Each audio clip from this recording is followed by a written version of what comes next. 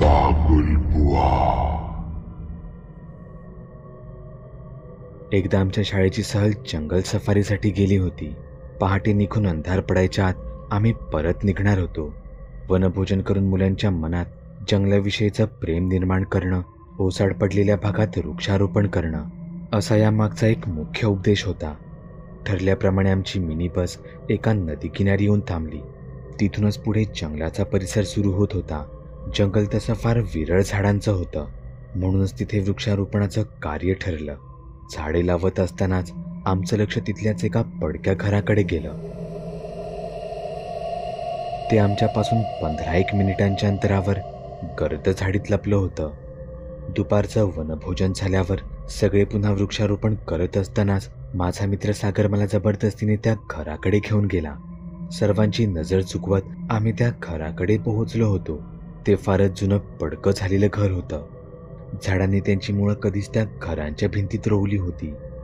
मी नाही म्हणत असतानाही तो मला त्या घरात घेऊन गेला. आतमध्ये अपेक्षेप्रमाणे फक्त दगड, माती आणि कचराच होता. माझा मित्र अजून आत जाऊ लागला. तेवढ्यातच मला त्या घराच्या भिंतींवर थाप ऐकू आली. आश्चर्य म्हणजे कोणीतरी आतूनच भिंतींवर आपले हात आपटत होतं. मी जाम घाबरलो. भीतीने माझे डोळे मोठे झाले. तेवढ्यात मला दुसऱ्या एका मित्राची हाक ऐकू आली. दारात अक्षय आम्हाला हाका मारत होता. चला, बाई रागावल्या आहेत, तुम्हाला आत्ताच्या आत्ता त्यांनी बोलावलं आहे, असं म्हणत तो आला तसा परत धावत निघून गेला. मी सागरला हाका मारून बोलावू लागलो. शेवटी कंटाळून मीच आत गेलो. त्याला तिथे काहीतरी तुटकी ट्रंक सापडली होती.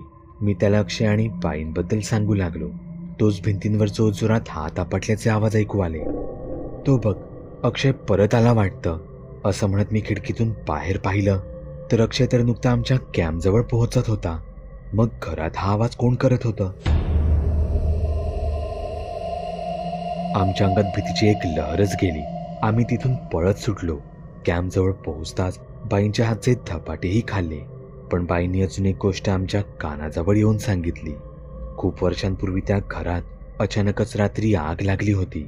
घराची दारं खिडक्या कोणीतरी बाहेरून लावली होती. त्यामुळे घरातील लोक जीव वाचवण्यासाठी भिंतींवर हाताने थापटत राहिले. पण त्यांचा त्याच घरात जळून मृत्यू झाला होता.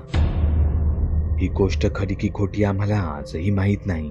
पण त्या दिवशी आम्हाला 2 वेळा त्या घरात आतूनच कोणीतरी भिंतींवर थापटत असल्याचा स्पष्ट आवाज ऐकू आला होता. माझ्या भावाने एकदा नाईट विजन कॅमेरा मागवला होता. माझ्यासाठी तर तो फारच आश्चर्याचा विषय होता. मी टीव्हीवर अनेक वेळा त्याबद्दल पाहिलं होतं, पण प्रत्यक्षात पहिल्यांदा तो हाताळत होतो. आम्ही सुट्टीनिमित्त असेच गावी गेलो होतो, तेव्हा सोबत हा कॅमेराही घेतला होता.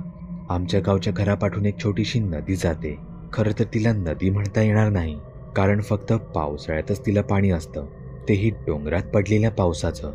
त्या नदीपाठी ओसाड रान लागतं.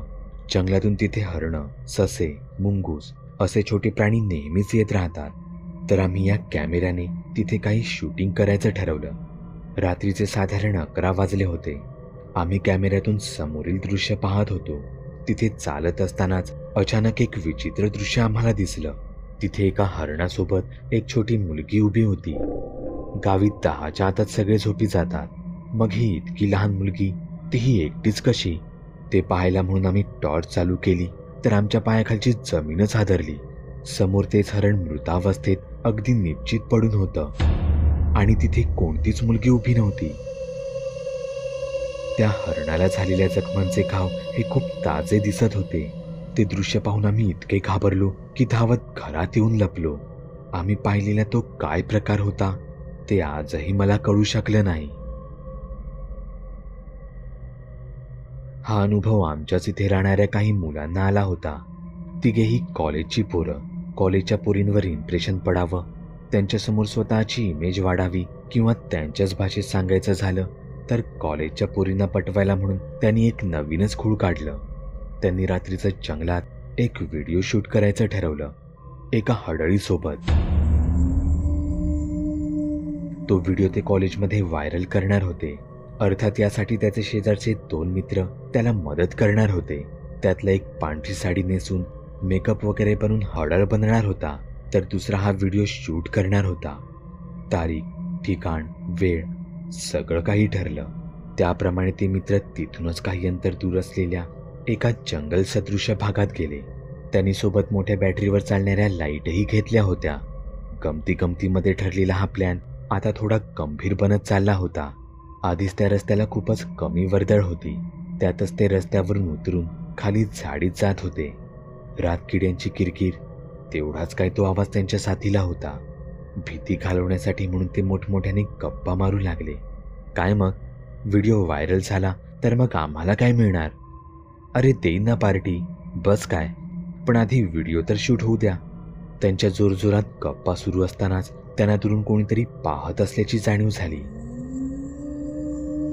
त्यांनी टॉर्च मारून पाहिलं तर दूरवर कोणीच दिसत नव्हतं. हा कदाचित त्यांचा भास असेल म्हणून ते त्यांच्या कामाला लागले. झाडांनी गच्च अशी जागा शोधून ते तिथल्या झाडावर फोकसची लाईट अडकवत होते. एक मित्र ट्रायपॉडवर कॅमेरा सेट करत होता. सगळी तयारी झाली. त्यांच्यातीलच एकाने पांढरी साडी नेसली होती. नकली केस लावून तो फारच भयानक दिसत होता. त्यांची शूटिंग चालू असतानाच अचानकच झाडावर अडकवलेल्या लाईटी चालू बंद होऊ लागल्या. तसे ते जागीच थांबले. त्यांच्या छातीत धडकीच भरली. त्या तीनही लाईटी चार्जिंगच्या बॅटरीवर चालणाऱ्या. मग तीनही एकसाथ कशा चालू बंद झाल्या? पण हे 3-4 सेकंदासाठीच झालं. व्हिडिओ असा ठरला होता की कॉलेजातील मुलगा जंगलात हरवून एका दगडावर जाऊन बसला. तेव्हा अचानकच त्याच्या पाठून एक हडळ येते. ठरल्याप्रमाणे सगळं शूट होत असतानाच तो मुलगा आणि हडळ बनलेल्या दुसऱ्या मुलालाही झाडीत काहीतरी हालचाल जाणवली. म्हणून त्यांनी झाडीकडे पाहिलं तसा शूटिंग करणारा मुलगा ओरडू लागला. व्हिडिओ खराब झाल्याने त्यांना पुन्हा एकदा शूटिंग करावं लागलं. तर याही वेळी झाडीत त्यांना काहीतरी हलताना दिसलं. पण यावेळी ही झाडी शूटिंग करणाऱ्याच्या पाठीमागची होती. हावभाव चेंज झाले तसा तो पुन्हा एकदा भडकला. शेवटी एकदा त्यांच्या मनासारखा व्हिडिओ बनत असतानाच अचानक व्हिडिओ शूट करणाऱ्याच्या पाठी असलेल्या झाडीतून एक मुलगी बाहेर आली. पांढरं फट्ट पडलेलं तिचं शरीर पाहून ऍक्टिंग करणारे दोघेही खरोखर जोरात ओरडत अक्षरशः पळत सुटले. अरे पळ, तुझ्या पाठी कोणीतरी उभा आहे बघ. कॅमेरामॅनही घाबरून पाठी वळून न बघताच तसाच त्यांच्या पाठी पळत सुटला. त्यांच्या म्हणण्यानुसार त्यांच्यातील दोघांनी त्या मुलीला तिथे स्पष्ट पाहिलं होतं आणि ती सामान्य तर नक्कीच वाटत नव्हती.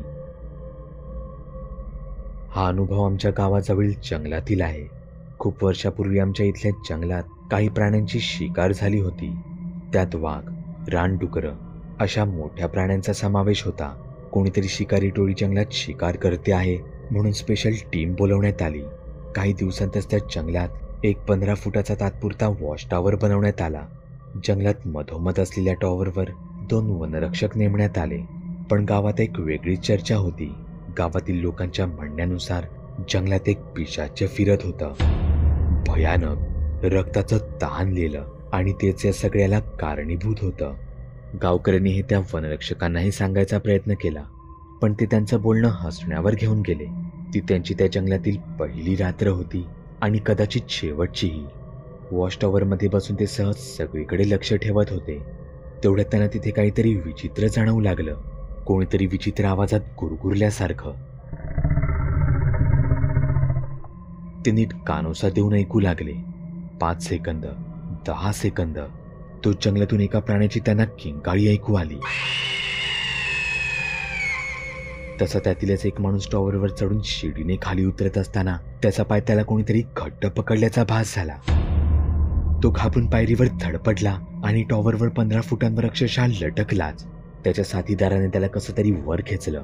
त्याने तिथून वायरलेसवरूनच मुख्य ऑफिसात कॉन्टॅक्ट करायचा प्रयत्न केला, तर त्यांच्याशीही काहीच संपर्क होत नव्हता. संपूर्ण रात्रभर त्यांच्या टॉवरच्या 4ही बाजूने कोणीतरी अदृश्य फेऱ्या मारत राहिलं. ते दिसत जरी नसलं तरी त्यांच्या लाकडी वॉच टॉवरवरच्या पायऱ्यांवर कोणाच्या तरी जड हाताने चढल्याची त्यांना जाणीव होत होती. सतत त्यांच्या पायांना कोणाचे तरी गरम श्वास जाणवत होते. सकाळ होतच त्यांनी हे सगळं गावकऱ्यांना सांगितलं. गावकऱ्यांना तर याहीपेक्षा भयानक अनुभव आले होते. रात्री नैसर्गिक विधी करायला गेलेल्या एका माणसाला पाठीवर अचानकच झोंबल्यासारखं जाणवू लागलं. त्याने घरी जाऊन पाहिलं तर त्याच्या पाठीवर तीक्ष्ण नखांचे खोल घाव झाले होते. जाणकारांनी जंगलात जाऊन एक विधी केला. सोबत एक कोंबडा त्या शक्तीच्या नावाने जंगलात मोकळा सोडून दिला. असं म्हणतात यानंतर तिथे अशा गोष्टी कायमच्या बंद झाल्या आणि ते वनरक्षकही काही महिन्यांनी तिथून कायमचे निघून गेले.